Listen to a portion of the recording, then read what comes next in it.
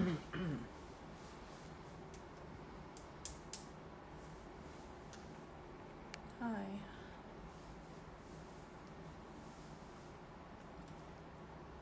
Hello, hello. Happy Wednesday. Hey, y'all. Thank you for joining me this evening. Hey, Rudy King. Hey, Big Kutch. Um, so, good evening and welcome to the Becky Brown Girl Show. I'm your host, Becky Brown Girl, and tonight's discussion will be on finding your purpose and pursuing your passion. So, I'm really looking forward to my guest who hopefully will be on here momentarily. I did let him know that I was joining, so I may need to nudge him a little bit. But I have Melvin Key, aka the Security Czar, joining me tonight for the discussion. And so before I introduce him, and hopefully in the meantime, he will hop on. I kind of wanted to talk about this because, of course, you know, as you mature and age, which we are all going to do, right? We realize that time is really of the essence, right?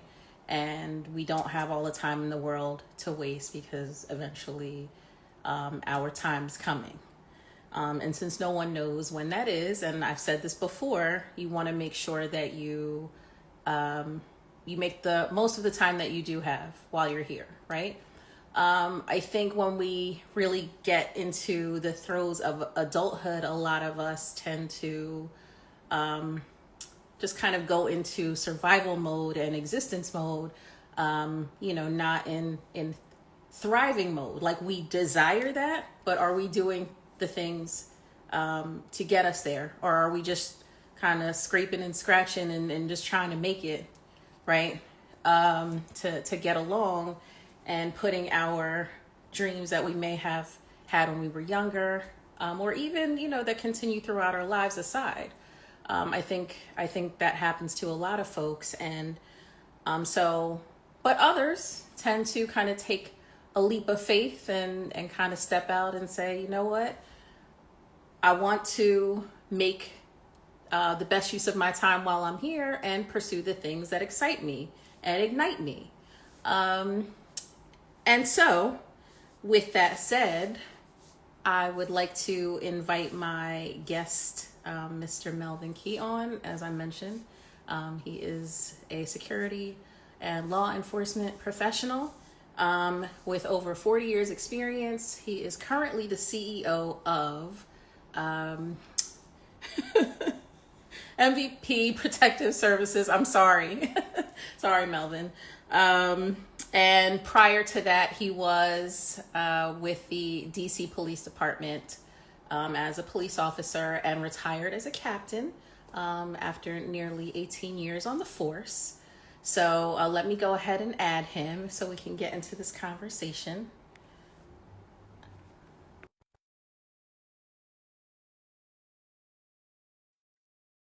Don't leave me, y'all. He's coming. Hopefully. So there. How are you? Hello, how are you? I'm good. I'm good. Thank you for joining me this Thank, evening. thank you for the warm introduction. I'm sorry. I'm like I try not to read my notes. Like I just kind of want to, do them off the dome. But this was sort of a, Hail Mary at the last minute. So anyway, I'm one of I'm them glad you off were there. the dome. I do everything off the dome. Listen, that's why Yeah. Um, Anywho, so thank you once again for joining me. Please put your IG and whatever other places you want the folks to follow you in the chat. Once again, this is Melvin Key. He is CEO of MVP Protective Services and You can follow him at security_czar. For those of you who don't know how to spell, it's CZAR. That's security_CZAR. They say Like, Caesar. They be calling me Caesar, Caesar, Caesar. but you're gonna put that in the chat Yeah, for me, right? so I'm gonna put it Okay, in the cool. chat. Or if there's any place else that you'd like the folks to follow you. Shit, I think it's too. These letters be too small. Now you see those glasses on here. Uh, I was like trying to type all of this stuff with one finger. that's all right. I might do it a little bit Okay. later. Yeah. But anyway. Oh, okay, Brazil. Uh, Hola. There I go. ¿Cómo estás? Yeah.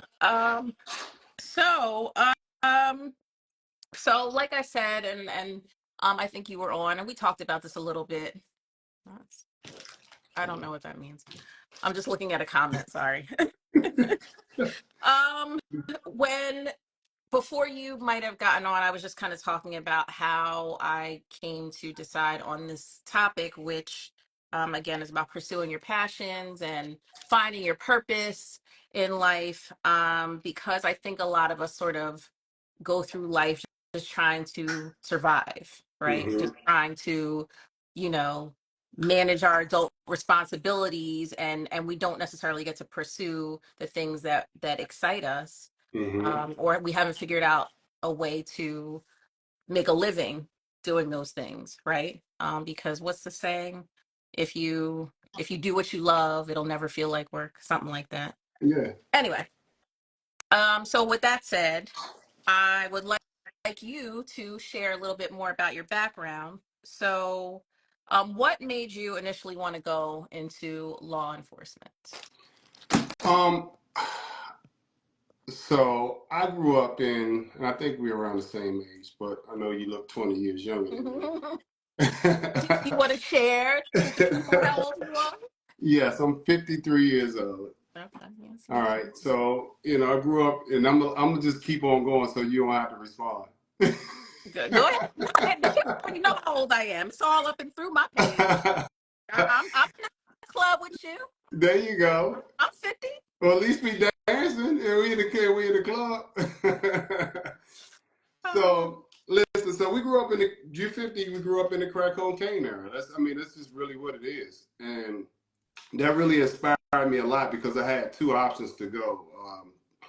Most of my friends, their parents, well, I seen that some of them were good, upstanding people, right? They had jobs. We lived in a middle class neighborhood that was pretty good for my mom and dad at that age to have a house what we had.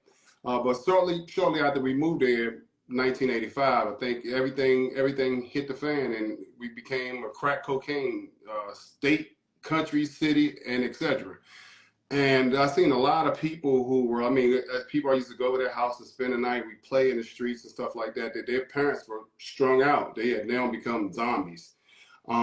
Whereas my mom and dad, my father was a Boy Scout leader. He brought us to that community because it was a good community. And then things went south, so he decided to start a Boy Scout troop. He had all of the kids in the community in the Boy Scout troop. But at the same time, we're seeing their parents strung out on crack. We go over to my friend's house, he's selling crack, but he's cooking crack in there and he's giving crack to his mom at the same time. oh my God. So he could do what he wanted to do. My mom, even though my mom and dad split while we were growing up in that era, my mom would say, if we came home with anything, they would say, boy, where you get them shoes from? I say, well, my girl bought them. She say, tell that I don't buy you no more shoes. And that was it. And so when my mom and dad split, my mom was at this time minimum wage was $3.25, $2.75 or something like that an hour. It was something like that. So God. she's trying to raise 4 boys in this community against crime and the open air drug market where everybody's 15, 16, 17, 19, 20. Everybody's fly. Everybody got all the cars, all the designer clothes, EK glasses, gazelles. They got everything. And trying to keep us from not getting involved in that. So that was very challenging. But what inspired me, because I had to take care of my younger brothers. That was it. Mom is working multiple minimum wage jobs. Pops, they on the out, so he ain't even in the picture. He just come around to take us camping, and spend the weekend at Bernie's with us. So ultimately I became a protector in that nature. And then I just saw how the drugs decimated my community. Mm.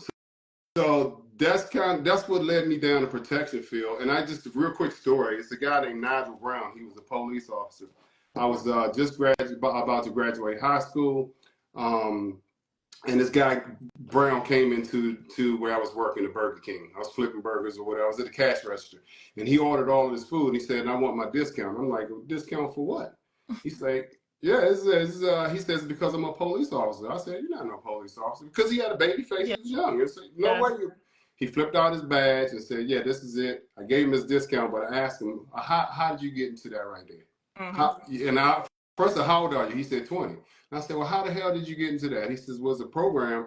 You go through it through high school. When you turn 20 years old, they allow you to go through the academy. Then you graduate and you're a full-fledged police officer." So that's how I got into law enforcement. Got it. The long Okay. story. No, please. I mean, this is why you're here, right? I want you to share your wisdom and experience with the Thank people, right? you. And how you carried that into, ultimately what you're doing now. So, so the protector theme obviously is something that you're very passionate about, right? Correct. Speaking of passions, right? Um, so I think I already have the answer to this question, but before you kind of get into what you did in between to get to now, do you feel like you're fulfilling your purpose currently? Oh, hell yeah. Yeah. First of all, I've been through so much stuff. I've been shot, stabbed, run over by a car, 30-degree fires, all kind of discriminated against, cheated on. Anything you can name, it has happened. You But name it. but I say that to say is that, and I tell people that, and I say, but I have 53 years of nothing but good days. Even with all that in Yeah, mind. even with all that in mind, even I had a little small bout of post traumatic stress when I got burnt in the fire, Mm-hmm. because I kept on seeing it over and over again, and I was like, well, you know what? One day, probably a couple of weeks into it, I snapped out of it. I snapped myself out of it. No counseling, none of that. And I said, dude, you're lucky to be alive. Exactly. Yeah, and that gave me all the inspiration. I never thought about it again. I never had a flashback again about it. So 53 years of nothing but good days. And so we say, am I living in my purpose? I am definitely living in my purpose. Clearly. I mean, if you've done survived all that, but I mean, I feel like, um, oh my gosh, I just totally lost my train of That's thought. all right. I I told probably you. helped you lose it. No, you didn't. But it was related to something you said. It'll come back to Hmm. me. Anyway, so why don't you, although you kind of just summarized it, tell us a little bit more about your experience on the force and how you got to did you retire from the force? Did you how did you end up leaving doing that to pursue your own dreams? All right, so yeah, so during my career, I've seen a lot of stuff, was involved in a lot of stuff, right? So I think police have a bad rap right now, and I couldn't be a police, and I wouldn't want any of my children to be. Hold on, because I just remembered what I was going to ask you. Okay. Because I feel like a lot of, I mean, clearly you have a positive attitude, right? Which I think is really critical. But how it it's hard to maintain that type of positivity, seeing what you see. So, do you think it's just a matter of your disposition? I would think that a lot of that would affect you mentally. Like a lot of people, as you said, who work in law enforcement probably do counseling or therapy or whatever to cope with, some of the things that they've seen. Hmm. But so do you think it's more a factor of your general disposition and outlook, or do you think it's like what is that something that you think has made you successful long term because you look at the glasses half full Hmm. and not half empty? Oh man. I think it's just my outlook on life. I've always had this outlook, and then I got kind of lost in the beginning part of the question too. But I know it was long. It was really more to the point that you said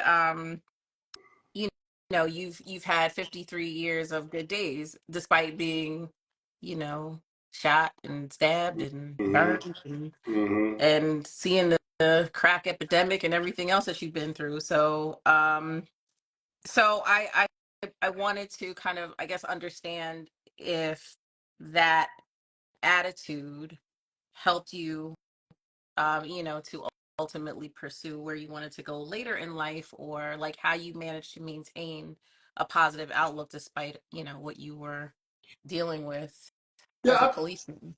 I think I've been conditioned this way because since the beginning of my life, pretty much everything has been stacked against us. You know, even in the police department is such racial discrimination, and I can go back there because you asked me if you want to talk about that a little bit, but I'll talk about that when I finish this. But racial discrimination, all of the things that I've been through, and I mean, ultimately, it's just my disposition. Like, man, I'm still standing. You know, and going through all of that stuff even has um, solidified my position on that even more, right? Yeah, I've seen a lot of stuff. A lot of people have gone crazy behind the stuff that I've seen and been through. So just that has actually kind of calluses, like callous your body, callous your mind, and that's why I am like I am. Got it.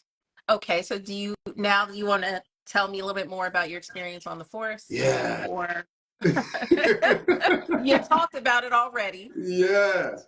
The police department, man, I got so when I joined the police department, you didn't need a college degree. Okay. You didn't need a college degree at all. They were this 1990s class of 89, 90, they called it. That's when I went in.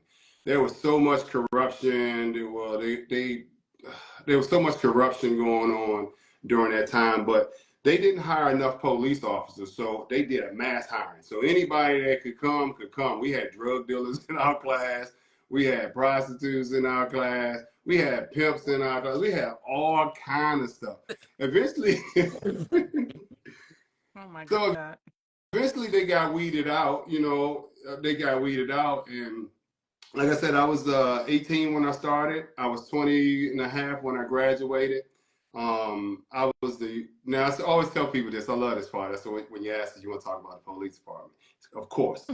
And if they wrote a book about the DC Police Department, they could not write the book without putting my name in it. Okay. Yes. And the reason being is I was the youngest person to ever get promoted to sergeant, lieutenant, or captain. And I was skipped one time as when I talk about the racial discrimination thing, I got skipped one time in the promotion process where everybody I helped to study got promoted. And that was to the captain, and that was in that year. I think I was 27, 28 that year. And it had a test. So it's a 3-part test. Mm-hmm. You got a written test, you have, after they have a written test, they call what an inbox. They put all this stuff in your box and you got to sort it out. It could be personnel problems, crime problems, some kind of emergency management problems. So you have to sort all of that out. And then after you pass that phase, you have to go sit in front of 3 people and then they give you a problem and you got to talk about what you would do with the problem. Mm-hmm. So out of when I made sergeant, out of 4,000 people, I was the number 5 person on that promotion exam. Wow. Um, Good for you. Thank you. When I made lieutenant, I was the number 2 person on the promotion exam. The year that I first went for captain, I didn't even study. I was the number 11 person on the promotion exam.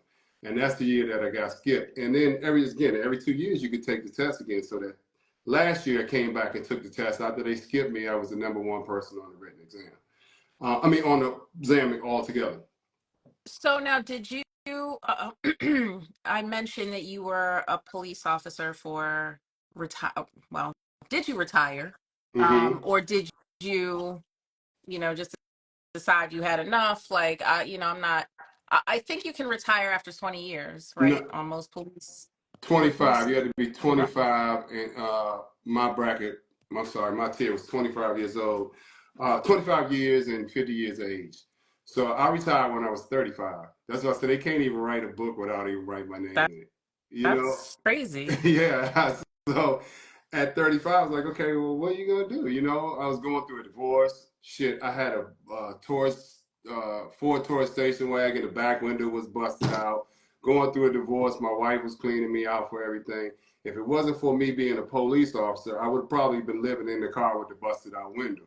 Wow. But there was a lady named Michelle, and it was in the projects, but because I was a police officer, they let me live there for free because I reduced the crime around there. Right, right. And so yeah, that's where I lived at. Oh man, I forgot. I got lost in the question again. So I was asking, like, if they retired you, or did you, Yes. or how did you leave, and then how did you get into, what you're doing now? Like, what did you do in Yes. between? So I did. So they retired me. I went through the divorce. I lived in the apartment building there. They retired me from post traumatic stress, and some other stuff going along with that mental thing that you have to do to get off the police department. But honestly, I'm gonna be honest with you. I mean, I didn't even know that I was stressed because to everybody else, I was a superhero. Right. For the police department. Like this guy that shot 7 people. He'd get promoted. He's kind of like the golden boy, and they're like, "Oh, why are you retiring?" It was, and DC is a very political city. You don't say.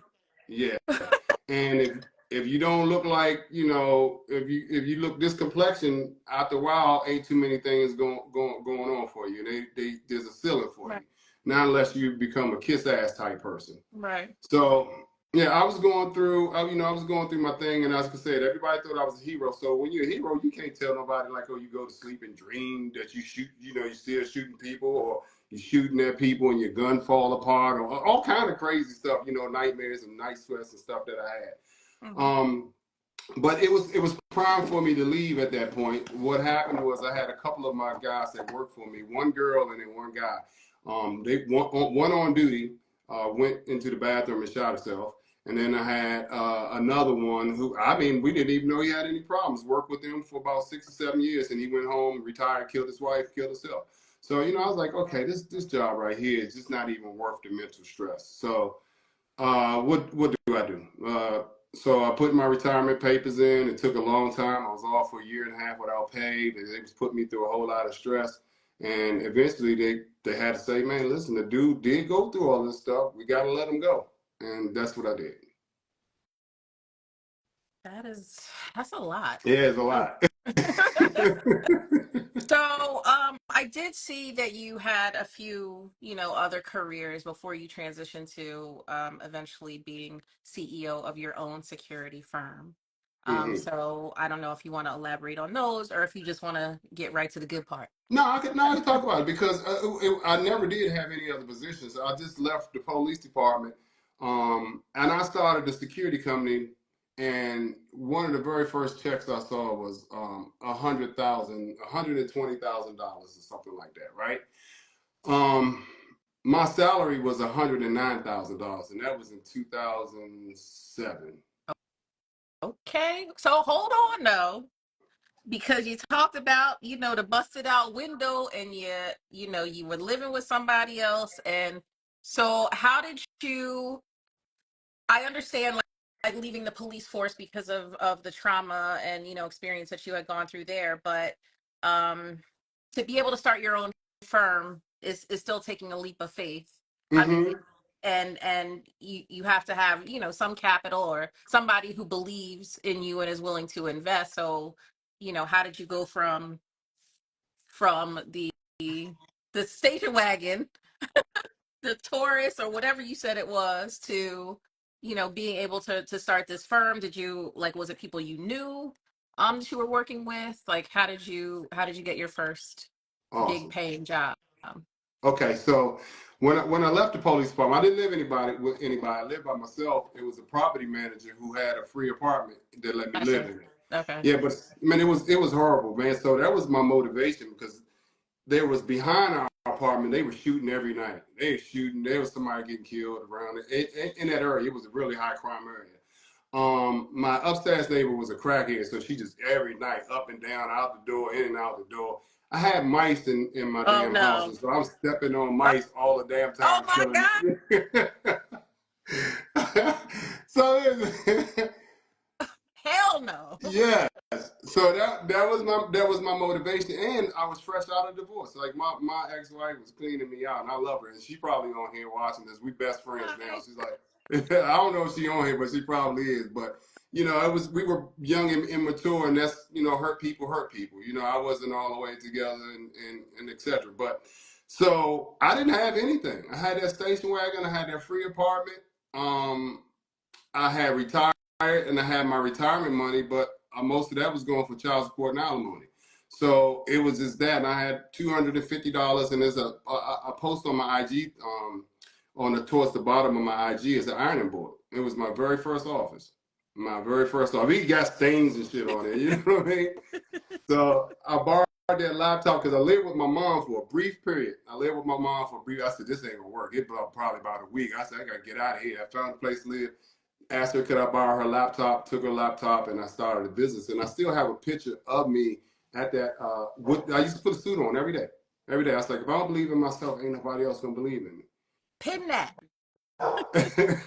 Seriously though, I mean, seriously, like it's hard to sell yourself and why somebody should want to work with you if you don't believe it yourself. I hmm mean, I totally get that. So we gonna come back later to that, Okay. and any advice you have to give folks. But okay, back to your story. Okay, so that's it. So I started it, and I created a website. I invited two of my cousins and a friend. I said, hey, man, we can start a security company. Everybody said, yeah, we can start a company. And we set a meeting. I was sitting in the library, set a time.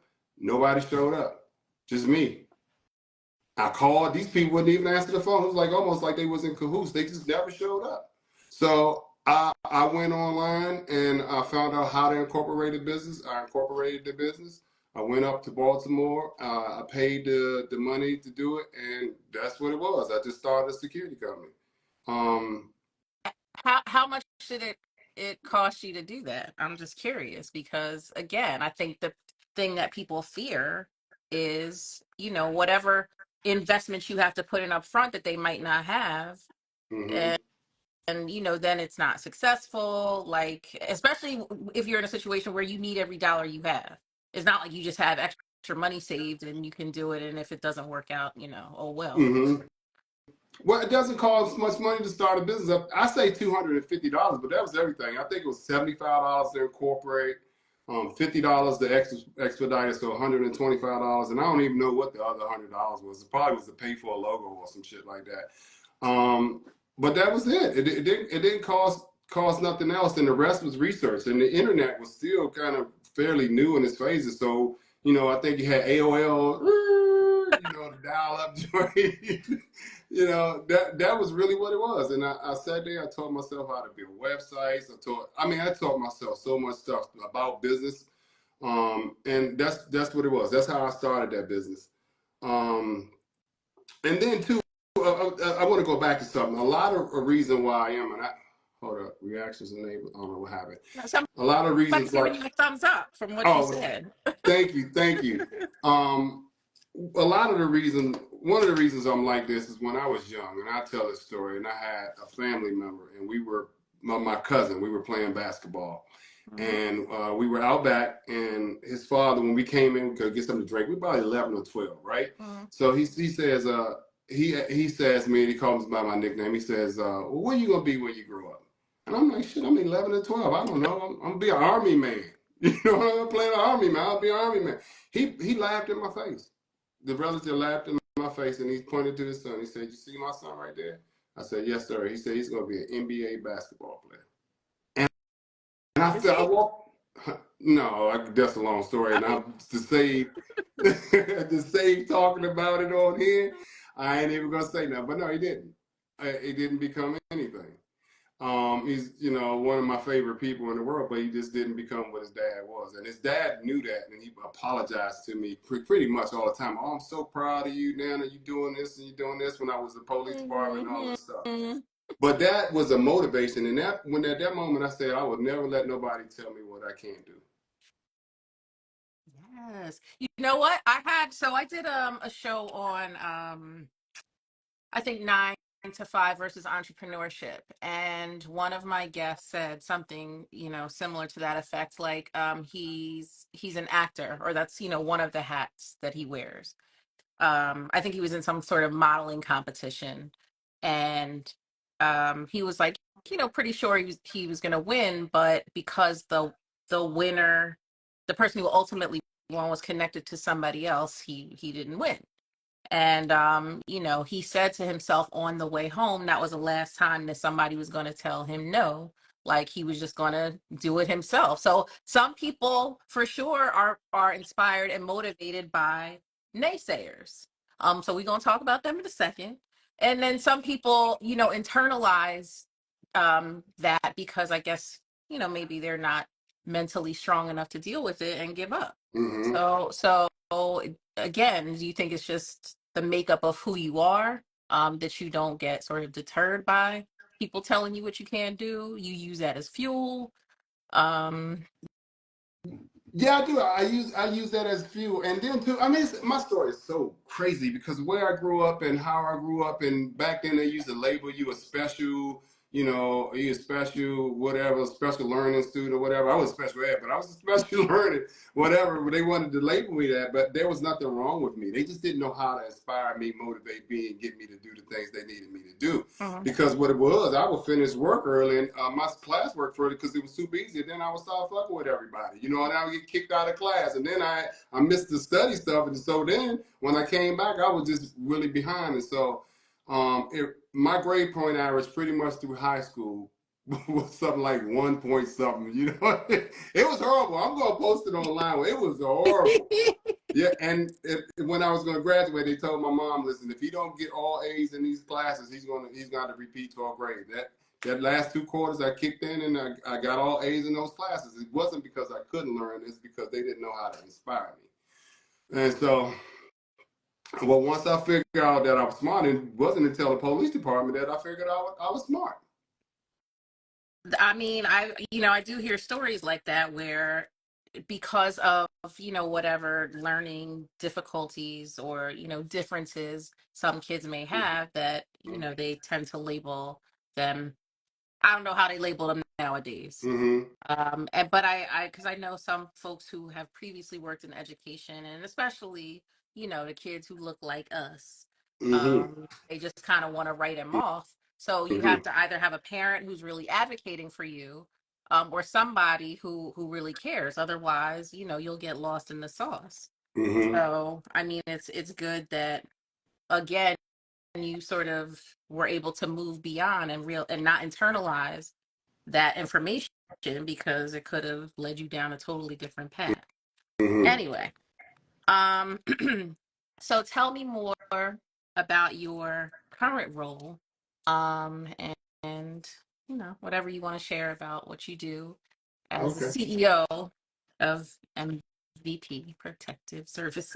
I keep getting tongue tied. Yeah, cool. So yeah, MVP Protective Services. I listen. I never even intended to do the stuff that I do. So I started out back when I was living in that apartment. I said, well, I'm gonna make $1 million, and in the next year, I'm gonna make $1 million. I said $1 million. I'm gonna have a high profile celebrity client, and it was something else I said I was gonna do, but I wrote it all down. The $1 million didn't happen in a year. It actually took 3 years, and it was really easy. And after that, I made the million. It was so easy. I couldn't even believe that I was doing it. I'm like, man, I had never been to college or anything. You know what I'm saying? I never ran a business. I didn't have a family member that run a business. None of that. So I didn't have no coaches, no mentors, or anything. So so I started a business. Started with that laptop. I had to learn marketing, I had to learn branding, I had to learn advertising because they're all three different things. Web design, how to write contracts, all of that.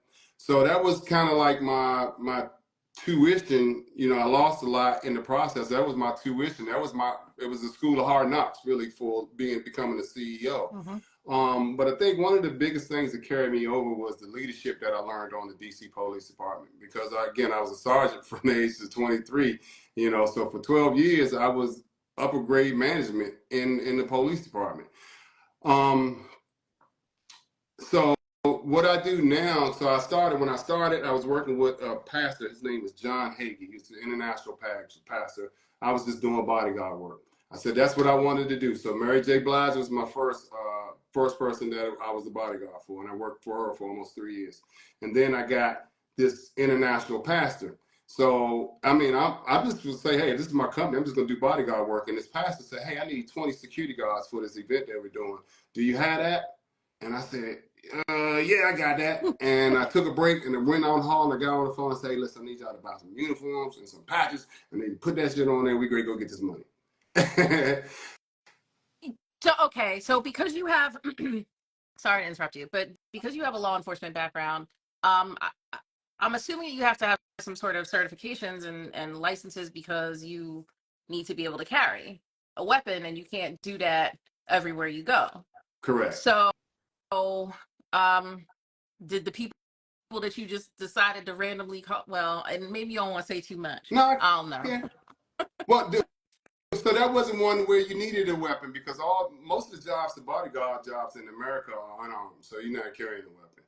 It's very rare that somebody will call and say I need X, Y, and Z, a weapon. And I'm like, okay, but I got the guys to do it. And then I'm retired, so I retired in good standing, so I still get to carry my firearms. I see. So anywhere. Well, not anywhere, but In the I get United the point. States, Okay. yeah, so I fall under what's called HR 218 or LEOSA. So Bush signed the younger Bush signed that into office before he left, so that law enforcement officers can carry their weapons off duty or retired in throughout the 50 continental United States.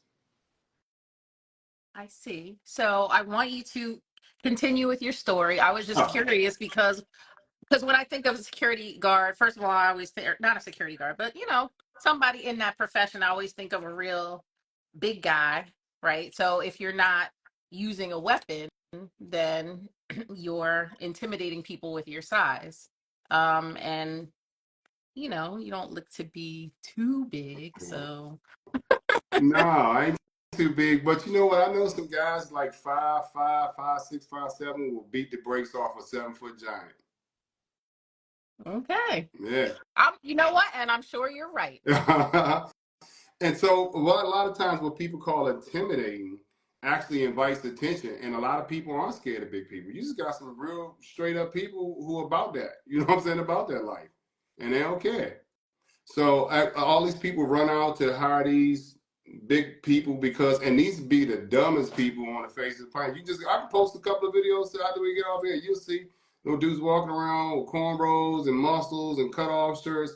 Dudes don't know what they're doing because in our line of duty, it's not about fighting. If you fighting, you already lost, right? So our thing is planning in the beginning, planning to make sure that where we're going is everything's laid out. This really what it is. I'm planning. Like I always tell these guys, and some of the guys that come to my classes are on this live. Um, when I show up, I just walk in the door. They done everything. They done met with the hotel, the police, the fire department, know where the hospital is, the kitchen door, the loading dock, where our principal's going to stand at, where the freight elevators and all of that stuff. So we don't really deal with a whole lot of stuff. And then same way when you're going into a place, you're looking for all of that. And every place you go to, if it's a hotel and the person needs to go to, say, the Javits Center or the Lincoln Center, wherever, we're going to already go there before we get there. We might even have people there when we arrive. So we're never walking through a crowd, fighting paparazzi, punching people in the face, because that's not what we do. Yeah, I've actually heard that before from people I know who formerly did security. It's like not the intent to just be ready to throw hands. It's to de-escalate a situation first and foremost. But Mm-hmm. because I guess you could be fighting people all the time in that case. Mm-hmm. And listen, intimidating the way you dress, the way you carry yourself when you're working with somebody. People know that we the real deal. And I just look at people with my eyes. When if somebody say if you were the person I was guarding and they see me standing with you, they look at me, they looking in your direction, I look at them. They know, oh shit, I gotta go through him. Whatever it is I want to say to her, I want to give to her, I need to talk to him. Because Right. it's serious business. It's all body language. Now I saw that you do trainings as well. So are you training people that would work for you, or are you doing is it like on a consulting basis that you're training other groups of security professionals? Like maybe can you talk about that a little bit more? Yeah, so I own the MVP School of Executive Protection, and what we do, people call it bodyguard, but the quote unquote professional word is close protection or executive protection. Mhm. So I started the MVP School of Executive Protection, and I teach not only the people that work for me, but people that come from all around the country and sometimes the world that come to the classes to learn. And not only that, we have but I got a bunch of people with me, but I created it. It's the only African American security driving school in the world. Okay. In the world. Yeah. Not yeah, right. I got you.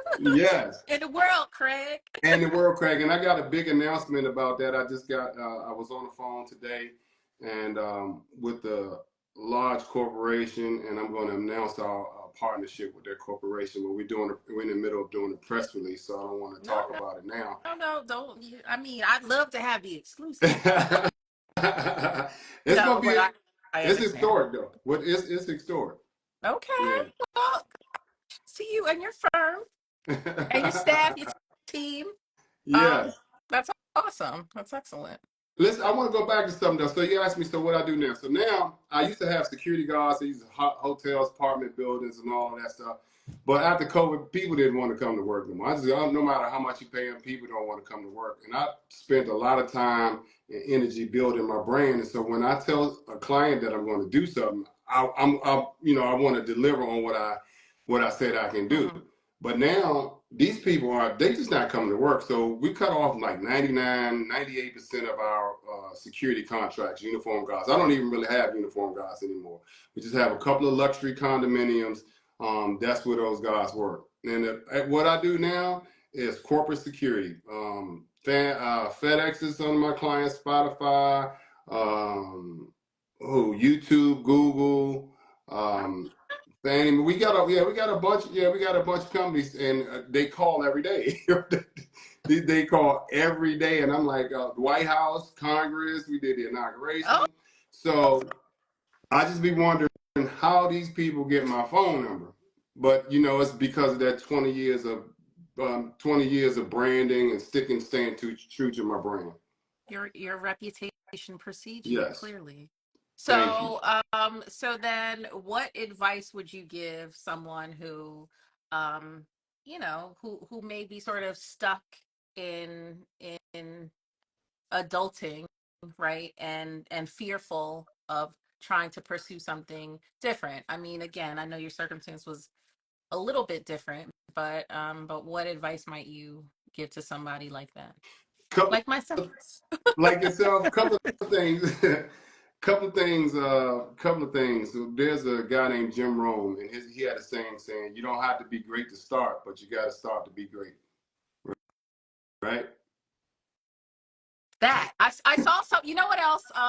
Another reason why I thought you would be a great person to talk about this subject, besides your many accomplishments, is because you posted something about like not being concerned about it being perfect or pretty, or I don't remember exactly what the meme said, but I'm like, yeah, I think people, and by people sometimes I mean myself, get so sort of bogged down in what something looks like or how other people perceive what you're doing, that you you just decide forget it, like it's not worth it, but meanwhile you're killing your own dream, right? And being in your head. So um again, is there like any other advice that you might have to share with some of the folks besides what you just shared?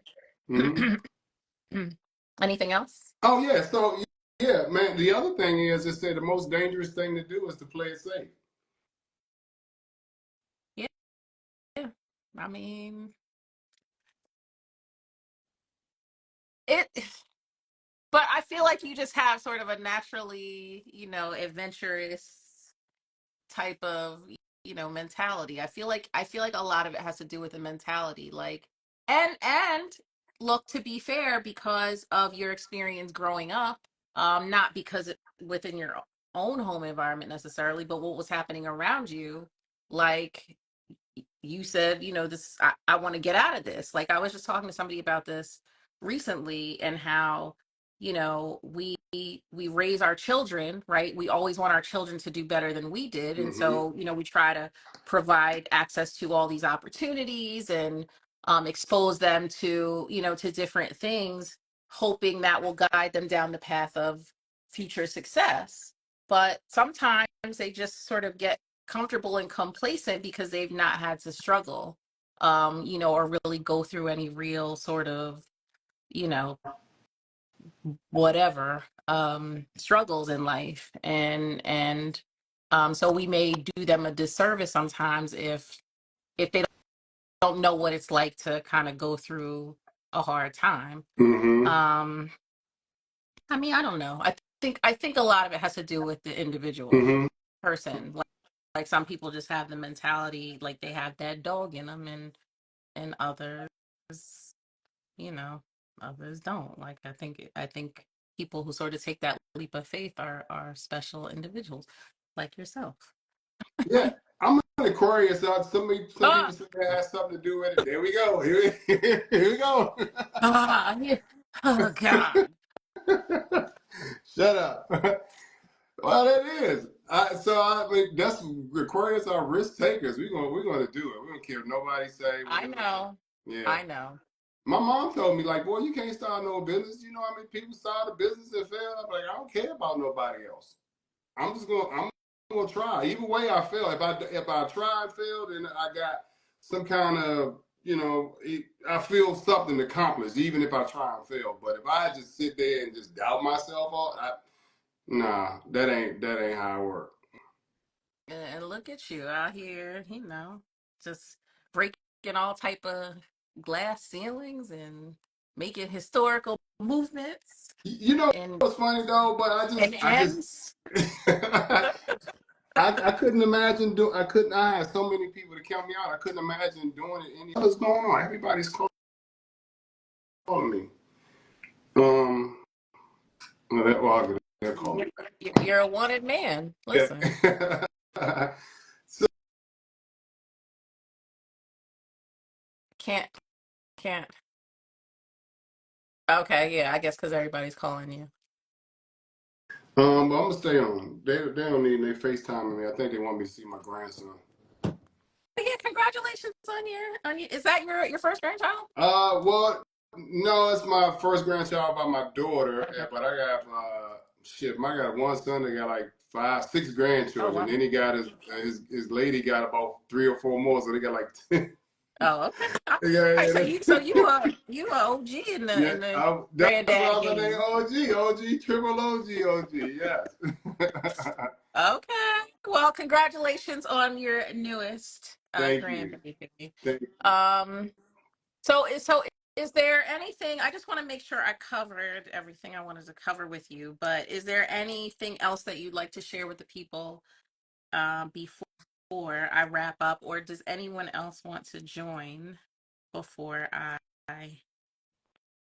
conclude tonight's episode?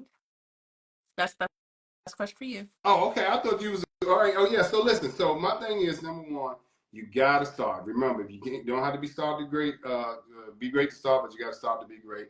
The most dangerous place you could, the most dangerous thing you could do is to play it safe. The fear of losing is also the fear of being great. So just step out on your dreams. You gotta write it all down. And sometimes for me, I was just moving. I was like going, I don't even know what I'm doing. I just know what I want out of life. And to believe in yourself, but you got to write it down. I was saying the other day on my live, I was like, to manifest means to write down. It doesn't mean to make things happen. The way you the way you manifest something, I gave an analogy. Somebody wants to build a house. They first see the house in their mind, Mm-hmm. right? And then they Mm-hmm. say, I got to get this out of my mind because if I don't get it out of my mind, it can never manifest. So how do you get out of your mind? You put it on paper, right? Now you Mm-hmm. see it. Now it's a project that you can visualize. Right? Now you can take that project and put it into a end product. You understand what I'm saying? And your Mm-hmm. dreams work the same way. So to manifest, I always tell people magic spell. The magic in spell is the word spell. It means to write the shit down. Because if you don't write, if you don't write it down, you won't be committed to it. You say, "Oh, I forgot," "Oh yeah," and whatever reason. But if you see it every day, if your dream don't happen, it's because of you. But if you say, "I want to be a world's greatest guitar player," well, what do I have to do to be the world's greatest guitar player? Well, first I need to buy a guitar. Then I need to take some lessons. Then I need to practice. Then I need to jam with somebody else. Then I need to go audition. So there are steps to it. And if you do all of this stuff, if you write it down and then you checking it off, you can say abracadabra at the end. But if you've done everything you're supposed to do, by the time you get to the end, you back up to what you wrote at the top, was to be the world's greatest guitar player. And people don't write stuff down. Okay. Yeah, I'm definitely I'm good for that. I got like a million things floating around up here, and I like putting notes in my phone to refer back to them. Like I was just talking to my girlfriend about this the other day, and but there's not necessarily sort of a rhyme or reason. I just put it in there when I think of an idea to refer back to it. Now sometimes I do. Sometimes I do refer back to it, but I feel like I need to create some some more systems so I know, kind of what is this when I go back and look at it. But I like for me, there's an idea that I've had for years and it keeps coming back to me and it keeps coming back to me. And I'm like, all right, like you got to do something about this because you don't have forever. Like, what are you waiting for? Definitely something. And the thing that's probably holding me back is me, more than anything else. So I'm going They to take said your advice. they say a goal without a plan is a dream. And the American dream can also become the American nightmare. So think True. about that. And when you write your stuff down, all that stuff, when you write it down, you got to put timelines on it because you never do it.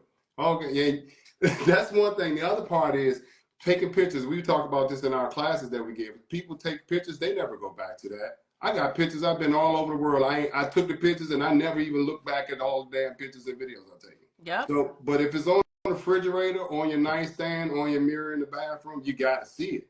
And then when you see it, you're going to hold yourself accountable. So if it didn't happen, it was only because of you. If it happened, it was only because of you. I have a whiteboard that you can change the date on it with like a note section so you can write down goals.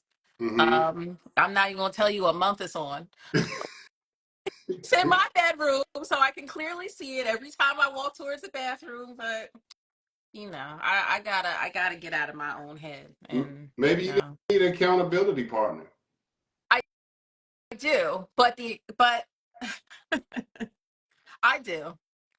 Um, I've tried this, like, but I have to learn how to be accountable for me. Like, I've talked about accountability on here before, and not necessarily in that context, because like when other people don't kind of know what you're doing, but you have all these ideas, then and you just don't get them done. Well, again, you're only hurting yourself, but nobody really knows. Mm-hmm. So Mm-hmm. so yeah, I mean, I think that helps, but that person also has to be really committed to to doing their part, and vice versa. Like everybody has to be all in, or you just end up back where you started. So So your accountability partner needs to do their part? everybody has to do their part, right? But first I got to do mine. Yeah, because if they're not a part of the business, they don't give a shit if you do your part or not. You know what I mean? So you think it has to be somebody who has a stake in it? No. It just has to be somebody. So like, if you told me you was gonna do something, I'm gonna call you. I'm like, hey, what's up with that? Where you at with this? You either gonna get mad at me, you know what I'm saying, not want to talk to me and start ignoring my calls, or you gonna do what the hell you supposed to do. True. So that's it. But too, I think that the accountability partner, if you're gonna have somebody like that, you have to sit down. with them and say, okay, this is my dream. I don't know how to get there. I know you're good in business or whatever, or you're organized or whatever. Can you help me with this? This is actually something that me and my girlfriends were talking about, because obviously we know how to go out and have a good time and turn up, and that's cool. Well, that's always going to be cool, but it's also always going to be there. So, like, we've also talked about, like, how can we get together and hold one another accountable for whatever goals and dreams and aspirations that we say we have, that may be kind of stalled out. Like, maybe somebody else's perspective on something will be the thing that's missing, for the individual person. So now that you said this, I'm gonna go back to them and say, all right, like, we need to get something scheduled and just make it happen. Like, somebody's got to take the lead to Mm-hmm. make it happen, because I don't want to look back with regrets. Yeah, and maybe you should be the one, because sometimes it takes boldness. You should be the one to step out and say, "This is what it is. We meeting on Saturday, and this is what we doing." You know, because if you wait somebody on else, everybody they waiting just like you waiting for one of y'all. You know what I mean? Uh, True, indeed, um, true indeed. so there was something else you were talking about that. Yeah, it's just, I mean, whatever your business is, what do you want to do? If you're passionate, are you passionate about it? What is it that you want to do? And what's your sign anyway? Because you sound like a Virgo. Virgos be procrastinating and shit. Nope. No. According to my sign, I should be about it. I'm an Aries. I'm an Aries Aries. don't. Aries, yeah, Aries are about it. They're crazy as shit, but Aries are about. Hey, But Aries are really about it. Really organized. They snap to stuff. So I'm surprised that maybe you ain't pick at it. Maybe close to a Taurus or no, Pisces or something. no. Like, No? there's certain, like, it's funny because, like, I was never really into astrology like that, um but see, when you said Aquarius, I'm like, oh God, here we go. I like, Aquarians are super cool, but also, I don't know. Anyway, like Oh my like I God. I get along with them. Not the men more specifically, but I get along with them well in a lot of ways, because, like you said, they're risk takers in my experience. And the, like, impulsive and spontaneous part of me loves that, like, is attracted to that. But I don't know. I'm like, I don't know what it is. I like to start things, but you got to see them through to the finish, and I think that's the piece that's missing. So Hmm. I'm whatever it takes, though. If it takes somebody being my accountability partner, um whatever it is, like, I gotta take advice and move on it, because, again, my time is not infinite.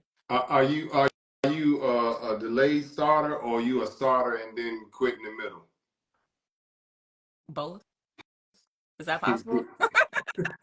Is that possible? Okay, okay, I guess it is. So what would make you, like, because you're trying to think it all the way through, or what would make you not start? Like, you don't have the support, you don't have the resources, Okay, you don't well, have the what? I'll give you a prime example, right? So, the reason that I first started doing the lives is because I was talking to I'm a listening. friend. I'm gonna step No, off. I'm fine, listening. fine. I was talking to a friend of mine about you know, engaging more with my followers, and like, how to continue developing my social media. And he's like, "Well, why don't you go live?" And I'm like, I guess. And he said, talk about something that you like. Just, get on there and whatever. So the first couple weeks I did it, I talked about hip hop. I love hip hop. I Mm-hmm. did, like, my top five men, or not men MCs, but my top five MCs, which typically are men. So then I was like, you know what?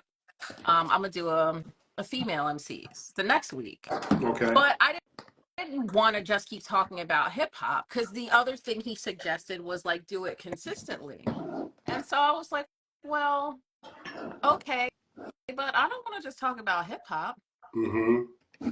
So I think the next week I talked about rejection and ghosting, which seemed Mm-hmm. to be a hot topic of conversation Mm-hmm. amongst the people that follow me. Mm-hmm. And but on the second show I did, one of the guys was like, or second live rather, he said, so what are you gonna talk about next week on your show? I was like, my show? And I was like, is it a show? So I just kept doing it, and now here I am, a year later. I'm still still figuring it out as I go, but um, I'm gonna figure it out. Like I enjoy doing it. I enjoy talking to the people. I enjoy the interactivity of it, right? And um, I mean, they're not as chatty as they have been on some other shows that I do, but Mm-hmm. um. But I like the interactivity of having somebody on and then having like the folks who are viewing it kind of, chime in as well. And I've talked about all different type of topics, so it's not just relationship focused. I've talked about like parenting. I've talked about again, um like your professional experience, entrepreneur life versus 9 to 5. Mm-hmm. I mean, talked about relationships a lot, but I always try to do it from a different perspective than what you see, everywhere else. Now it's not always dramatically different, Right. but it's something that I do enjoy. Yeah. Um, so it's just kind of figuring out how I make something that I enjoy, Make you know. money. Exactly. Yeah. That part. Yeah, because I'm passionate. Listen, I'm having fucking fun. I ain't gonna tell you no lie. With the security company, now that it's all, I'm only focusing on corporations and Fortune 100, Fortune 500 companies. I've been having fun, but now I wake up, I go to sleep, I think about it. I think about how to make the website pop more. How to use Google better, how to use YouTube, how to come on here and try to carve out that time to get on here and connect with people, because a lot of people. God told me today, you famous. I was like, famous? I know damn thing. Yeah, you famous. Like everybody know you. Your people come to see you from all over the world. Like, yeah, I just ain't never really. I'm just doing what the fuck I love. And if they told me, okay, you got to do it for free. They say, okay, nobody's getting paid, but you're gonna be a slave from here on out. You can pick, one or two jobs, to do, and I would pick this, doing what I do, and I would pick music. But I would do those for free all day long. Making music, like, or are you a singer? Are you No, I'm a drummer. I was playing the drums on my lap yesterday. I got a bass guitar over there. I got an acoustic guitar right there. I got a piano right there. oh, you taught yourself? Yeah. Because I've been wanting to learn. See, that's something else that I keep saying I want to learn how to play an instrument. I can't decide which one though. No, man. Listen. Let's see. My this little room is a little bit junky, so but I'm gonna show you this. There's my bass guitar. Okay. You just buy, but Okay. some people watch YouTube and stuff like that. Yep. There's my piano. There's my acoustic guitar over there. Okay. I just yeah, but I used to carry it everywhere with me, Mm. right? So but lately I've been traveling so much, there's like too much stuff to carry. So I just always carry my drumsticks with me. You see my picture of my drums back there because I can beat on anything. I beat on pillows, the bed. I carry a little drum pad with me. But just musically inclined, you just got to do it. What do you want to learn how to play? I at one point, I mean, honestly, I've thought about drums. I've thought about like an acoustic Mm-hmm. guitar. I thought about a bass guitar because my brother used to play bass and saxophone, and he was teaching himself how to play Mm-hmm. bass. But I mean, I'd like to, try, I guess, and maybe see what I have an affinity towards. So maybe, maybe I need to go somewhere and take lessons. I know there's like an instrument store not that far away from where I live, and I think that they offer lessons in there as well. So, If you'll be maybe it's worth it. committed, if you'll be disciplined, consistent, and committed. Right. But first I have to decide what I like. But that's why I'm saying, I'm like, well, maybe I could do this and maybe I could do that. Well, could you make up your mind? Yeah, you gotta make up your mind. You gotta make you gotta make up your mind. Yeah, that it's that's the Well, part. I think one of it is you just gotta pick it up and put it in your hand. You know, if I ever see you, I'll show you my acoustic guitar and you can do your thing with it. You know, see if you like it. So funny enough, my son's grandfather, or one of his grandfathers, bought him an acoustic guitar when he was younger, Okay. and um, it's probably it's not it was too big for him when he was young, but it's probably too small for me as an adult. But I took it because I said, you know what? Because he never did anything with it, and I'm like, I'm gonna like practice on this and see. But yeah, what do you think is doing? Sitting over there with every other project you got going on. Yeah. Exactly. So And you know, I'm gonna have to watch this back later and say, all right, just I try wasn't. it. Yeah, exactly. Like just pick it up once. See, what I realized that people say watch YouTube, do this, all this. Even though I bought all these books, I don't really have time to read it, but I have a good ear for music. So I'll take the guitar and I'll just mess around with it. Learn how to, learn the basic chords. Learn you can use YouTube for that. Learn the basic chords. Learn how to go up and down. Just listening to the sounds and feeling the sounds on the fretboard. You can do that and you can become really good. And that's all I do. I don't watch no more YouTube stuff. I will put on a song if I wanted to learn a song. All music is repeating of the bars over and over again. It's the same bar. So if you're playing, you missed it on the first go around, get it on the next go around. That's it. And it's just developing your ear for music. So Yeah. okay, I'm sorry to go back to something, because I'm gonna wrap up in a minute, Okay. but just to go back to something that somebody mentioned in the comments, um, which I'm sure was from an earlier part of the conversation. It was about telling other people your dreams, because of course they can be dream killers and naysayers. And I know you said for you, naysayers can't tell you nothing because you going, because you believe in yourself. Mm-hmm. And I agree. I don't think that you should tell everybody everything, Mm-hmm. because they don't necessarily mean you well. They Mm-mm. can't help you.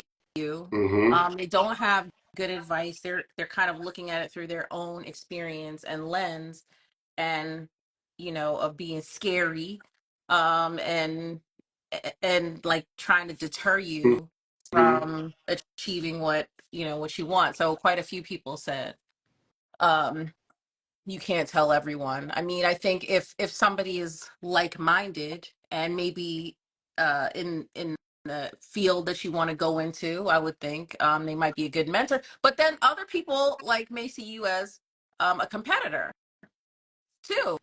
So I mean, I guess you never really know, um, you know, if sharing your dreams and aspirations with somebody is going to be to your benefit or not. Like, I think networking and sort of expanding your circle to include people who are doing what you want to be doing is beneficial, but that still doesn't mean that they're gonna kind of embrace you and want to help you. Again, they might kind of see you as competition. I guess it just depends. So, You know what's weird? I don't see anybody because we say competition. A lot of people see me as a competition, but there's a thing that says you can't compete where you don't compare. I'm in a whole lane by myself. okay, okay I'm with the in, bars. I'm in a whole lane by myself, so they compete with me. I'm competing with myself every day. And dear, you are right. And this could be a whole episode. We could talk about jealousy, envy, people competing I've with you. I did talk about that topic, and yes, I mean, I was talking about it even from the perspective of the people that are closest to you. Yes, those be the ones. Yeah, which is it's wild. Like, but I'm saying like even could be your spouse. It could be like some, because again, like your friends, they be like in a secret competition with you. Mm-hmm. Like they're always trying to one up you, and or Mm-hmm. like diminish something that you're Mm-hmm. doing. Like, oh, that your little business is nice, Yeah. but I'm doing so and so and Yeah. so. Yeah. Yeah. I mean, but that type of hater spirit, I feel like is evident over time. Oh, So once you start growing. was that? Once you start growing, yeah, it ain't gonna be out there. It might be happy for you when you first start, but these things, the little microaggressions and things that you can see, even when you say, "Hey, I'm starting a business." If you look, you can see that these people aren't up. They're not happy for you, especially if they don't have a business. If they have a business, they might be happy for you, but they just your homeboy or your homegirl. They ain't really happy for you, and secretly they hoping that business fails. But then, so they still smiling until, you start making it. Like, oh, she thinks she's different. She got this car, or she got this, and she thinks she's better than us. And then she got new friends. That is just going, it had been kindling from the time you told them that you was going to start a business. Yeah, well, again, I mean, I think you just have to kind of know your personnel. Mm-hmm. And who's closest to you. They smile in your face Mm-hmm. all the time. They want to take your place. Like the You old 50, kids you got that said. lyric. You 50, you already know What'd you you say? just told on yourself. Uh-oh, my phone. Okay. They know I'm seasoned. That's a So good it's thing. cool. I want to say this. I know you want to wrap up, but I want to say this last thing because you said something about friends, and we kind of on this, and every reminded me. You said, yeah, we can turn up with the girls or the friends, and we go out and blah blah blah, and that's all cool. And you know what? I don't turn up with nobody because my dreams are too big to be turning up. I don't have the time. I don't phone call people. What you doing? How you doing? Texting all of this. I tell people all the time. People call. Hey, I'm just trying to catch up. I ain't trying to catch up. I'm trying to get ahead. Oh, And you know what I'm saying? That requires. say it again. Say it Yeah, I ain't again. trying to catch up. I'm trying to get ahead. I don't want to talk about the past. Okay. And I like so that. I always say if you're laughing and joking with people all the time, you're partying and being entertained, those people are not your friends. Those people are your associates. Your friends are going to push you. They're going to tell you, girl, you got that thing. You should have been doing it. You know you should have been doing it. And this is how I did. And this is what I invest in Bitcoin or real estate or whatever, whatever. They're going to be pushing you. They're not going to let you be complacent and hear you complain about shit that you have in your control to change. Listen. I love my girlfriends, my sister friends, because even though yes, we do like to have a good time, like I said, we have also talked about it, and everybody was on board with it. So after we wrap up here, I'm Mm-hmm. gonna remind them and say, okay, let's schedule our check-ins. So we can make sure everybody's goals have been discussed, because we all trust one another, and figure out how we can help one another to get there. I mean, I Well, probably need a little more assistance with that, but I can I'll send you the link for my consultant joint. I do small business consulting. okay. Listen, put I do.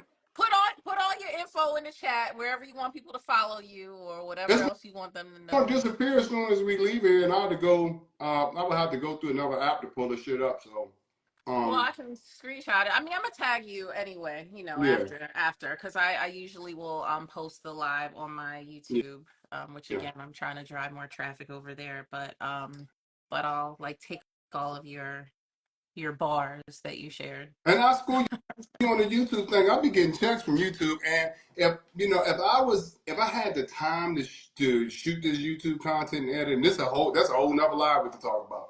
I probably wouldn't even be doing security shit right now. I just would be talking about it. You just need time. If I can get out a video a day, I probably bring home about $5,000 a month just on a video a day, just for right now. And as that traction and that viewership goes up, there are people like Country Wayne. I think he makes something like 30, 40, $50 million a year just off the content that he's That creating. is wild, Yeah. because he didn't really blow up until during the pandemic, Yeah. right? Yeah. And nothing but time but to make content. So the key is make content. Why wasn't I thinking about this before? Anyway, I'm All old. right. Anyway, so thank you so much for Thank joining. you. Once again, this is Melvin Key, aka the security czar on IG. That's CZAR. For those of you who don't know how to spell, security underscore czar. Go follow him. Thank you so much for joining me this evening, especially on short notice. I Oh, appreciate you. no doubt, no doubt. Anytime, and we'll get you. We gonna now we'll return the favor and get you back on ours, and we'll find a topic to talk about. Okay, just let me know when.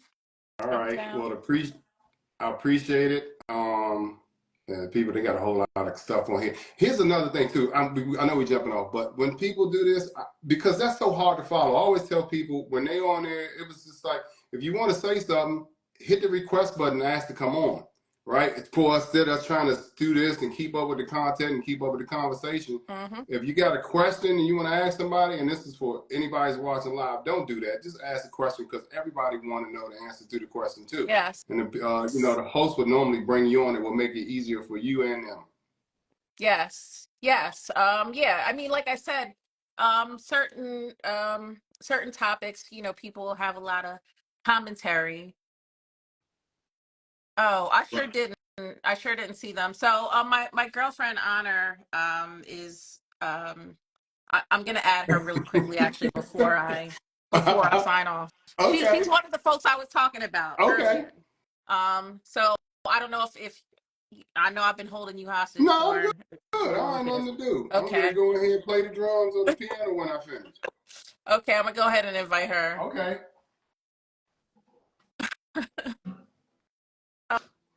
Oh, thank you, Sparrow Safety. I am saving it. Go follow me on YouTube, Becky Brown Girl. Hey. My love. Oh man, Hi. what? What's That's your going friend. You on? need to get rid of her, man. You mean Kate me? No, She's trouble right there. Y'all together. I What don't you know. talking about? oh, Good trouble? no, this is my sister. Yes, indeed. Hey, son. So, okay, so the people know you, because she's a staple of the Becky Brown Girl show. But please introduce yourself anyway. Hey, y'all. I'm Honor Drew. What do? I do everything. I'm a consultant. I own and run my own consulting firm. I'm an actress and I am a jewelry creator and business owner and creative and authentic extraordinaire and energy viber. There you go. And mother and grandmother. What? Grandma? Yeah. Stop What lying. up? You shouldn't come on the internet and be lying like that. A lot I of people watching. ain't lying. I ain't got nothing to lie about. I'm free. She sure does it. So, why don't you share your experience, whatever you feel comfortable to share Yes. with the people You talking about about just with what pursuing my passion? pursuing. I mean, she's just full of passion. So, she's a great person to speak on this topic. But, pivoting from, I guess, identifying what your passion is, because you're very creative and into a lot of things. But Right. like figuring out what your passion is and kind of what you want to focus on. For Um, sure. Well, it took me a while to figure out. Well, I would say this. I didn't realize like what I was going to land on, but I knew the things that I loved. And a lot of those things that I loved end up turning into my passions, and I'm walking within that purpose as of right now, right? So one of the first things that I fell in love with was working with youth. Had no idea, didn't plan on it. It wasn't, um, it wasn't something that was like planned for the future. I honestly think it was aligned, but I was really good at that. Mhm. And while working with youth and working with the community and giving back, I gained a lot of experience, a lot of skills and tools. And now all of those skills and tools and experiences, I'm now using to continue to give back to the community as a consultant and a professional development trainer. So first thing I would say is the things that you're really good at and you like it, a lot of times that can end up being what you're supposed to be doing. It's up to you if you want to do it on your own or not, right? Mhm. Because my background was nonprofit management. I was a program director for 2 nonprofit organizations, and I did that work for over 15 plus years. I took those skills and now I do it myself and give it to others, and people hire my business and people that work with me. The other purpose and passion, of course, is acting. I love acting. It's something I got into later in life as an adult. And I was like, I got to give it a shot. So I finally did that. I did that first. And then I started my jewelry business 2 years ago. I'm an artist at heart. I many different mediums. I am left brain. I'm a creative all day.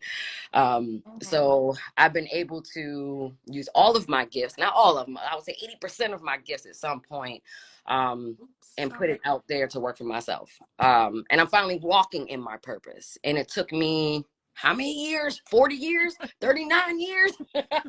to really like dive in full time and be like, all right, to really trust myself and to trust that I am good enough and to like break free of those doubts, and that imposter syndrome, and just really believe that I can do it, because now I'm doing it. This is my 3rd year as a full-time entrepreneur. Do I know where my next contract's going to come in the next 6 months? Do I know how much it's going to be? No, but guess what?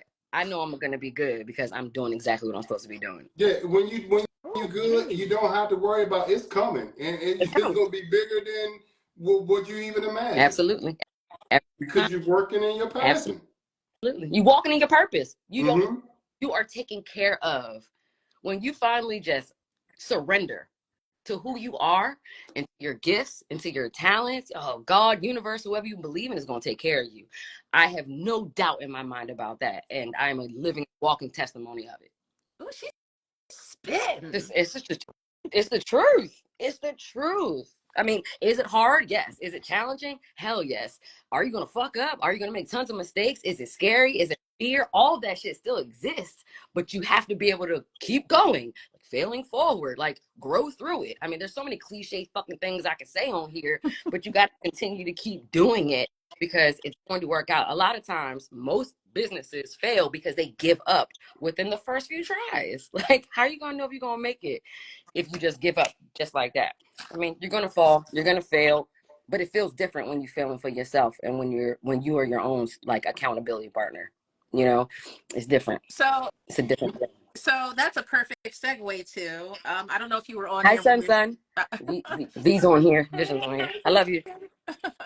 I don't. Your mom's so amazing. I don't know. I don't know if you were on here when we were talking about accountability No, partners. I wasn't, but I was on here when y'all were talking about competition. I agree with everything that was said on here, and what I would like to add to that is that in this entrepreneur world, it's it can be lonely, right? And it's about building that community of folks. But the thing that comes up a lot is competition. If there's a lot of people, facilitators, trainers out here that do similar things that I do, right? And it's like I could be like, oh shit, and be like, oh no, I gotta get in front of their audience. I gotta do this. But what I learned, the most valuable lesson, there's strength in numbers. The more that we collaborate, the more that we partner with one another, the more audiences we get in front of, the more money we make, the bigger impact we have. Once people realize that, like, oh my God, you unlock this huge gift. There is no competition. There's enough out here for all of us to eat. And if it was competition, we'd smoke them. That part. That part. Right? Because your service and who you are speaks for your work. So no matter what, you're going to get hired the way you're supposed to. And it aligns with when I was acting and when I wasn't working for myself. There's multiple people that look like me. We have the same types. We go out for the same roles.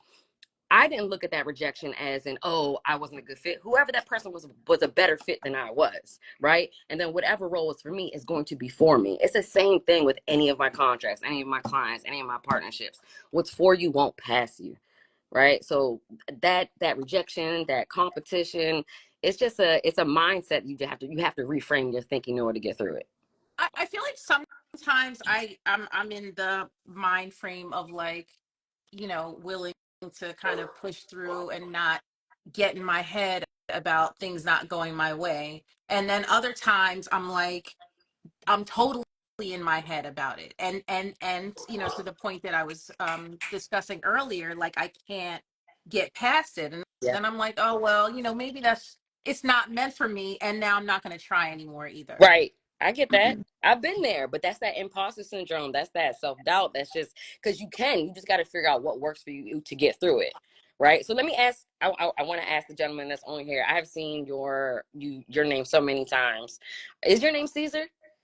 Miss Caesar? What's your name? Czar. It was, Cesar. That's nice. He's Melvin Key, the Oh, yes. security, well, czar, but yeah, he said people call him Cesar. Cesar. Yeah. Okay. Caesar. But you know, Cesar. it is a play of the word Caesar. It came from, Caesar. yeah, it Yeah. came from that. So they're not technically wrong, but they are wrong. Incorrect. But what I was gonna ask you, like, have you ever been in that place with that Stacey's talking about, where it's like you just feel so defeated that it's like, you know what, like maybe it's just not for me to do. And if you were, how did you overcome it? um, I think I was telling her earlier, I just always had obstacles, man. And there's something greater in me, man, than anything outside of me. And so whatever it is, it could be Aquarius, it could have been the way I was raised. But I just attack it head on. I have no fear. I have no fear about losing. I don't have no fear about losing money. I'm just going, if I got to gamble, I'm going to gamble on myself. Right. And you have to know that within yourself that you're great and that you can do anything. And that's what drives me forward. And every day I write in a journal, and a lot of people, I don't know if you journal or not, but I write in a journal, but I write the same shit every day. I mean, of course, this happened in the day, but when I get down to the end, I say, I'm the greatest security Come professional on, in the world right now. affirmations. I'm the most in demand. Yeah, I got my affirmations going. Fortune 500 companies are calling me. And guess what? Some of my top clients are Fortune 8, Fortune 10, Fortune 23, Fortune 28. All these people work with me. But if I never said that, if I never manifested it, if I never wrote it down, it would never fucking That happen. part. So yeah, you manifested it. You spoke life into it. That's Mm-hmm. Yeah, no, that's real though. I wanted to get your perspective. I didn't hear that part, and I was figured that you had spoke about that already because I have been in that same situation before. I mean, not too long ago, it was 3 years ago, where I was just like, I couldn't do anything. I didn't believe in anything, but I had to reset my mind. I literally had to reset my mind and stick with that. Similar to what you were doing. I'm not a writer, but I had visuals. I'm a visual person. My love language is words of affirmation. So I had to continue to talk to myself and give myself these affirmations that I can do this shit, and to reframe any negative self-talk that I had. But Stacey, I've been there, and Stacey and I talk about these things all the time though, Yeah. because we always come up with this question. It's like, isn't it odd that you can like persevere in certain areas of your life, but for some reason there's a blockage of another like focus area, and you're like, why can't those skills transfer over? Like, what's up with that? Like, Yeah. it's Exactly. crazy to me. Yeah. Exactly. But Exactly. There's a talking way to, though. There's something. There is a solution to that. Wait, just really quickly, I saw something yesterday, and Honor, I saw that you liked it too, because I was going to share it with you, but I was like, oh, she already liked this. It was a guy talking about running, um, and how much he gets up at like 5 a.m. in the morning, and he runs, and he says he does it because he hates yeah, it, me too. and he, I'm a runner too. Yeah, I hated Do a the shit fucking you hate it. hate.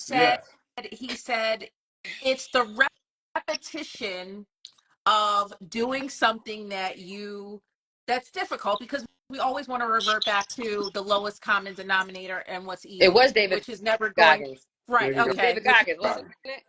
David It God. is was he David David God Goggins. talks about that too. is he Asian? He's black No, black guy, man. You think light that's an skin. Asian man? Oh, I know who you're talking about. He was running at night, and he had all these different videos. No.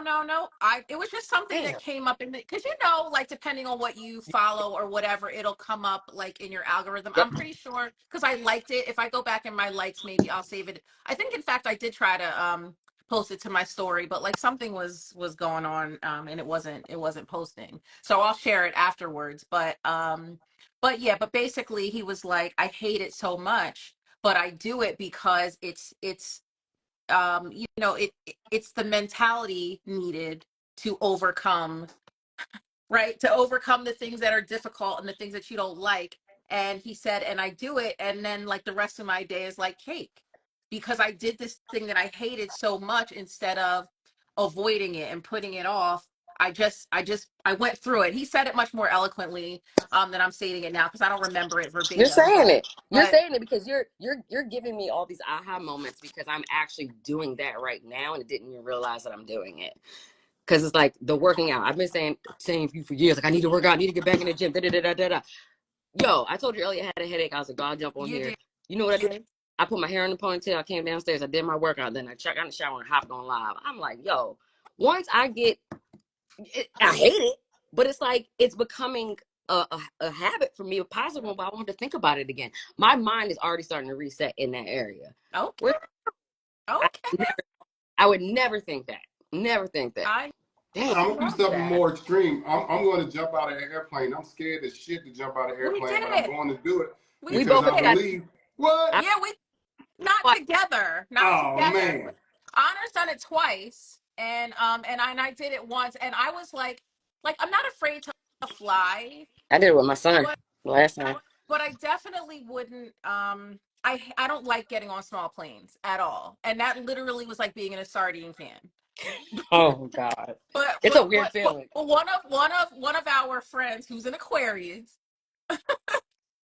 he had been like 7-8 times, and he happens to be going, and something in me made me be like, well, the next time you go, I'll go with you. And he's like, all right, I'm going on. This was on a Saturday. I talked to him, and he's like, I'm going on Monday, and I'm like, okay, like I'm already in the mind frame. Let's do it. It was an amazing experience. Best like you got to experience do it. ever. Do it. You have to do it. You have to do it. Because I feel like if I can accomplish my biggest fear, then what else is going to stand in my way? Right. What's do anything. What's going to stop me from going over there and talk to the president or, the CEO of a corporation if I see him? Nothing, because I just jumped out of a fucking plane. I was terrified of that. Right. You know what I mean?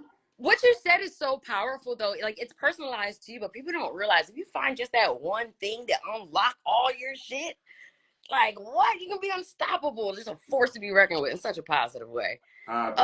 This shit excites me so much. And I think the other thing that you said, we scared to move forward, but we got to look at back what we are already accomplished and why can't you accomplish? Look at all this shit you've done. You know what I'm saying? This is just another thing to do. Yo, honestly, most of it is will. It's our mind. Mm-hmm. It's all in the mind. It's all in the mind. It will make or break you. Absolutely. Absolutely. And it's crazy because every single person has multiple gifts, multiple talents out here. Like, they have them, they exist. It's like, you just trust yourself. Ooh. Oh, you become so powerful. I'm going to go play the guitar. I'm going to go write myself some notes after I get off the line. Yep. He got the guitar. Everything in here, man. I'm going to get in the group chat and text y'all about when we're going to get together and talk about our accountability and our goals. Yes, peaceful bitch. That's one of my friends in the... You gotta call you a bitch. Wait a minute. I'm like, what is going on? Oh, peaceful. She will remind you of how powerful you are. Absolutely. Loving yourself. Oh no, there's someone. I want to bring this up, Stacey. Yes. One of your friends. Can we talk about how loving yourself plays into purpose? Ooh, that is so true. Yeah, for sure. Absolutely. I mean, yes. Well, speak more on that. So I kind of mentioned it earlier, but like once I unlocked and realized like those love languages, I needed to connect them to my own self-love. Right, instead of worrying about other folks, like I knew I needed to focus on me and figure out like what it is that I needed myself. I think that helped unlock who I was destined to be so that I could reset, because it helped me understand what I was missing and what I was neglecting, because I saw that I was loving and giving to everyone else, but I was neglecting myself so very much. Like it got to a point where it was just like, yo, like I'm not really taking care of myself. I'm not eating. I'm not bathing regularly. I'm not sleeping the way that I need to. And then I was like, all right, well, what do I need to do? What does honor need? No one else can give me, outside of God, like what can I give myself? And I started figuring out what that equation was, what it looked like for me. right? And part of that was the words of affirmation. It was reframing. It was me understanding, in order for me to be like for my normalcy, I need to figure out how to like regulate my emotions and to not be such an irritable person. I had to figure out what my mood was and like why I was operating that way. It's loving yourself is figuring out what your limitations are and bullshit is, and applying all that awareness into real transformative change, right? that that is when shit started going up for me. She's spitting. That Look, Love you, girl. y'all got people bored in on here. They going off in the comments, man. Oh my God. Like, oh my God. But you see, this my girl. I My love Yeah. girl. I was like, I gotta get on there. And I was like texting, I was like, I don't think she see this shit. I don't, because you know what? I don't know what's going on, but I responded to a couple people's comments as well, and it just keep saying failed to post. Oh my God, I saw something else that just triggered me in such a good way. The peaceful bitch said, where is it? Figure out what your 6-year-old self needed. Like your inner child. Right. But that was another real thing for me too, because there was a moment where I was like, yo, what did little Honor need? How can I connect to that person? Is there something that's missing in her life right now? Is she still miserable? Is she still Mm, fearful of something? And mm, I was mm. disconnected from that from me as a kid. And that's real deep, Yeah, like what yeah. to do, but it is a real thing, connecting with your inner child and figure out what is needed and what needs to be handled, or maybe just some dots need to be connected for some freedom. You That's know another. what? I had because I see my therapist weekly. Well, Yeah. I mean virtually, right? But there had been probably like about a month that I hadn't seen her because our schedules just weren't aligning, or it's holidays and whatever. And I, in the beginning, I was really, trying to get sort of to that level of understanding of why I think and act and behave certain ways, and like how to reframe my thinking to the point that you made earlier. And I know it's like an ongoing process. So it's not like you Right. just have an epiphany and now everything's fixed. And it's not just learning and understanding, it's the application. It's the application, once again, the Oh, doing. it's the application. Knowledge without application is a delusion. Yeah. Information without transformation is an illusion. Woo. Do people not understand this? Spitting. Spit. She is And spitting. these are quotes I created, by the way. You better Google it. you better Google it if go you ahead and want get to them say. trademarked. Yeah, you Go ahead better. and get them trademarked. You got copyright. You can't get quotes I mean, Yeah. yeah. I already know, but for real though. Y'all can Yeah. borrow that. Y'all Don't can be borrow trying to that. steal our But it's shit because true. you heard it here. Don't be trying to steal our shit. It'll be copyrighted tomorrow. I already got my people on it. Oh, I wasn't even talking about you, but let me find out. You know I wouldn't do that to Don't y'all. don't think because you securities are, I don't want no I trouble. won't put them paws I was on like, you. let me see who on this motherfucking live. They listen. They on here, man. They saying some good stuff. People, Yeah, they somebody are. said, "Damn, they need to join more often." No, y'all. Um, Stacey has amazing topics. For one, Stacey's an amazing host. Let me say that. Number Oh, one, thank you. there's amazing guests on here. It's real, like it's just real conversation. It's genuine. It's authentic. It's engaging. It's fun. It's funny. Like if y'all haven't been on here and y'all are my friends, like please join us. She does this every Wednesday between 8 and 8:30. Give us some time on Wednesdays because she'll get on, but it's usually start at 8. But she posts about it. Please follow her too. Like yeah, Thank please. you. I Becky will. Brown girl. Thank Every you. Wednesday. Thank you. Oh Thank you. man, Thank this is you. cool. My man just hit me up. This is one of my good friends. He works for the NFL. I was thinking about him because I got to go to New York next week, and he worked his offices there. Said I was gonna call him and let him know I'm gonna be in town. So So it's we good up. news. Okay, good Yeah, news. yeah, yeah, yep. So, man, it's been good. I think I want to come back. I want to come back on your show, and I think what Honor was saying, because when I join, you get my followers. When you join me, I get your followers. We get Honor's followers. We can run these numbers way up there. The thing is being consistent. Oh no, that's real. Sharing audiences all day. And I don't care about that as much anymore. I was like, but maybe I should be thinking about that. But it's more of just like just the engagement. of followers for me, right? These folks on here speaking, this is what I love. Mm-hmm. Well, like I was saying, earlier. I mean, yeah, of course, it would be nice, to I make it know. meaningful in a monetary way. M's on M's. Well, you Hmm. gotta But ask people to buy the badge. Y'all buy the badge. They'll buy it too if you ask them. You know they love what you're doing. Can you hit us up with a badge? Show us some appreciation. You're right though. I need to. I wish I cared like I used to. I know. He's right. He's right though. Like I don't know. Stacey and I talk about. We used to talk about this all the time. Like yo, live on TikTok, them people be buying all them little yeah, but dogs and Saturns and galaxies and shit. yeah, Yeah. like I was saying to you earlier, Melvin. I just Oh, and Honor knows, like I value like the conversation and the authentic connection. Like, I've obviously have a lot of people that I already know on here, but I've come to know people through doing it and like made some real cool connections to people. And and I do try to keep the topics diverse.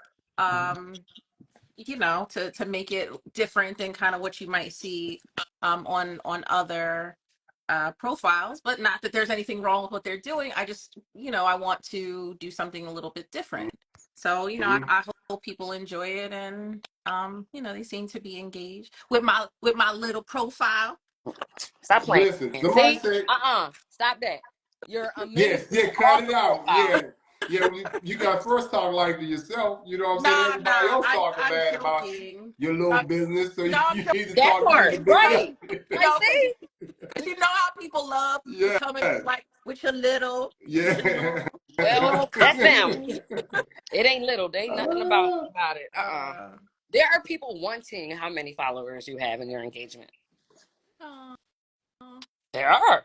It's the And truth. somebody said they surely would buy a badge. Yep. Somebody said they were We want happy to they followed be us. seen. Keep on Yeah, the yeah, grind. Look yeah, at all this. Look at yeah, all of this. yeah. Positive affirmations. Yeah, people who already started following. They said they both following. They didn't even know about y'all until Oh, now. And I'm pretty sure some of you people yeah. following me. yes, Yeah. I mean, seriously, I really do appreciate, I appreciate the two of you, of course, first and foremost, for joining me this evening, and, Gang all of ties. the banter back and forth and the bars and the gems. Well, But yes. also for the folks in the comments, for all of the affirmations, and for joining us this evening. Like, y'all have been amazing, Yeah. everyone. For sure. Close the show. It's so nice to meet you, Real, Caesar.